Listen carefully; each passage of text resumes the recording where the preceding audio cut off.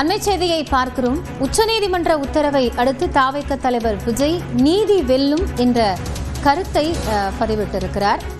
கரூர் கூட்ட நெரிசல் தொடர்பான வழக்கை சிபிஐ விசாரணைக்கு மாற்றியது. அதைத் தொடர்ந்து ஓய்வு பெற்ற உச்சநீதிமன்ற நீதிபதி தலைமையில் சிறப்பு விசாரணை குழு அதனை மேற்பார்வையிடும் என்றும் உச்சநீதிமன்றம் அறிவிப்பு வெளியிட்டிருந்தது. இந்த உத்தரவை தொடர்ந்து தற்போது தாவேக தலைவர் விஜய் நீதி வெல்லும் என்ற கருத்தை பதிவிட்டிருக்கிறார். இதுகுறித்த கூடுதல் தகவல்களோடு செய்தியாளர் செந்தில் ராஜா இணைகிறார். அவரிடம் பேசலாம். செந்தில் ராஜா, இப்போ விஜய் நீதி வெல்லும் அப்படிங்கிற ஒரு கருத்தை வெளியிட்டிருக்கிறார். உச்சநீதிமன்ற உத்தரவை தொடர்ந்து இந்த கருத்து வெளியாக இருக்கிறது. என்னென்ன விஷயங்கள் எல்லாம் இதில் நாம் பொருத்தி பார்க்க வேண்டும்? விவரங்கள்.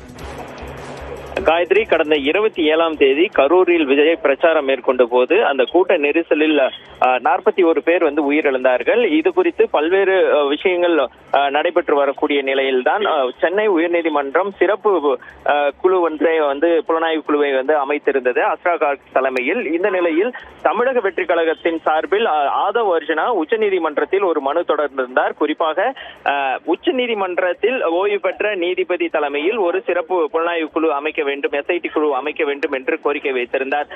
இதற்கான தீர்ப்பு தான் இன்று வெளியாகி இருந்தது.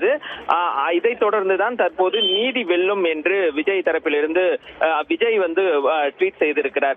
குறிப்பாக பார்த்தீங்கன்னா இந்த சம்பவத்திற்கு அவர் எந்த கருத்தும் தெரிவிக்கவில்லை என்றெல்லாம் கருத்துக்கள் நிலவி வந்தது. இருந்தாலும் நாங்கள் நீதிமன்றத்தை செல்வோம், நீதிமன்றம் வாயிலாக உண்மையை வெளிக்கொண்டு வருவோம் என்று தமிழக வெற்றி கழகத்தின் சார்பில் தொடர்ந்து கூறிக்கொண்டிருந்தார்கள்.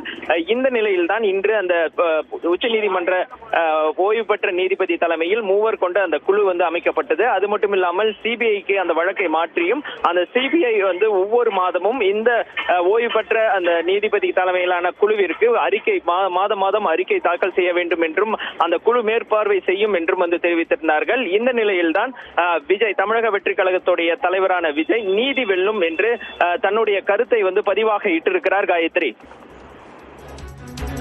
நன்றி செந்தில் ராஜா. கூடுதல் தகவல்களுக்காக மீண்டும் இணையலாம்.